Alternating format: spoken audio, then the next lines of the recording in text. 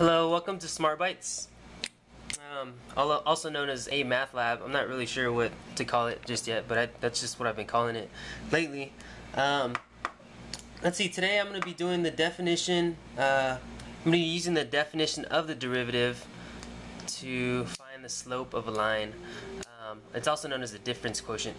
So, in case you haven't seen it, the difference quotient looks like this. It says f of x plus h minus f of x all over h. This right here is the difference quotient.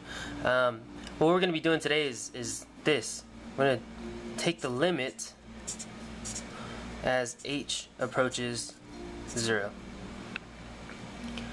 Now suppose I have a function, let's call it f of x, which is equal to negative 3x plus 5. If I use this definition right here, I can actually find the slope to this line right here. It's also known as the derivative. So what I'm going to go ahead and do is for every x, I'm going to plug in x plus h.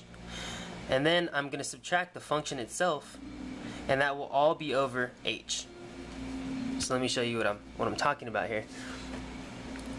I have negative 3, and then wherever there's x, I'm going to put x plus h. X plus h. Let me fix this here. X plus h plus 5, and minus f of x, and this is f of x, right? Negative 3x plus 5 all over h. And we can't forget our limit as h approaches 0. So my goal here is really to get rid of this h right here, because if you haven't already thought of this, if as h approaches 0, what's going to happen is we're going to have a constant, most likely, over 0, and we don't really know what that is. So we're gonna try to get rid of this here. So what I'm gonna go ahead and do is simplify the top and see what comes up. So we have limit as h approaches 0, and then we have negative 3x minus 3h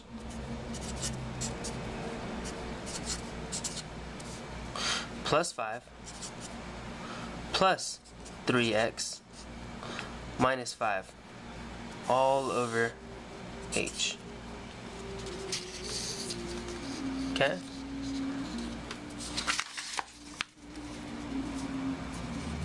Now, as you can see, actually, we have some like terms. I'm going to go ahead and cancel out here.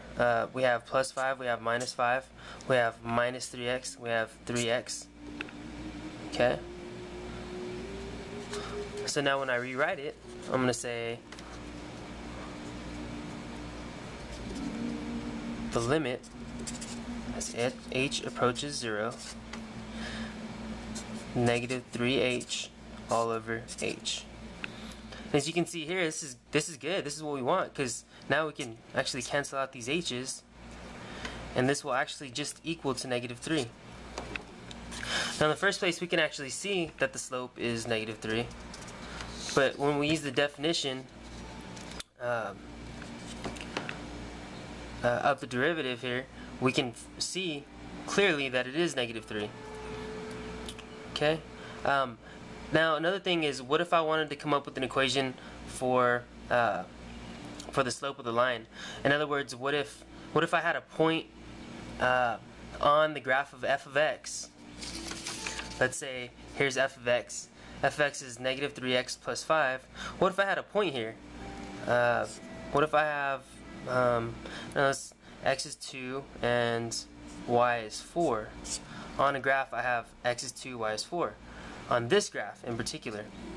Now, what I can do is I can come up with the slope of a tangent line an equation for the slope of the tangent line, and this way I can plug in any x and y and come up with the slope.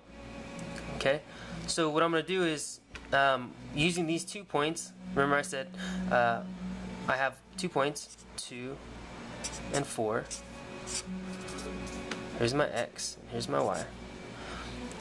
Now, if you remember from remedial or pre-algebra, we had this. You had y minus y1 is equal to m